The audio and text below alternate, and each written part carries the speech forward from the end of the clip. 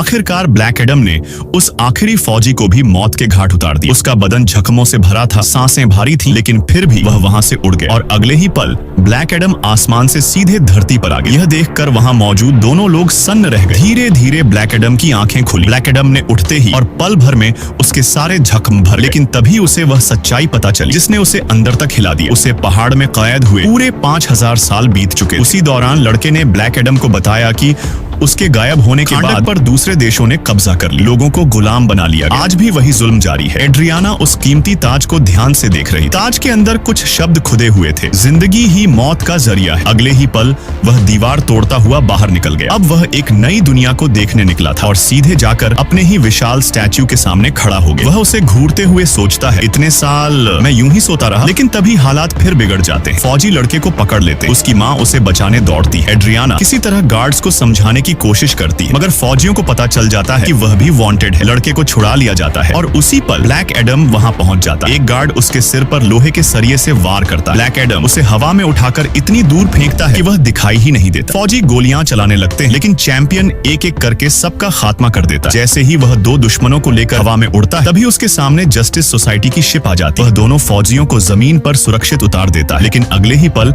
उन पर बिजली गिराकर उन्हें खत्म कर देता है। साइक्लोन अपनी ताकत से जबरदस्त बवंडर बनाती है। लोहे के सरिये उड़ते हुए ब्लैक एडम को कैद करने की कोशिश करते हैं। फिर साइक्लोन और हॉकमैन मिलकर उस पर आखिरी हमला करते हैं। एडम स्मैश अपने भारी मुक्के से ब्लैक एडम को जमीन पर गिरा देता है। हड्डियां, पसलियां सब चरमराने लगती, लेकिन ब्लैक एडम फिर खड़ा होता है और एक ही मुक्के में एडम स्मैश को बेहोश कर देता है। यह देख वहां मौजूद लोग खुशी से चिल्लाने लगते हैं, ब्लैक एडम, ब्लैक एडम, और वह बिना कुछ कहे वहां से चला जाता है। इसके बाद डॉक्टर फेट अपनी टीम से कहता है, कोई भी ब्लैक एडम का पीछा नहीं करेगा, क्योंकि वह जानता था उनमें से कोई भी उसे हरा नहीं सकता।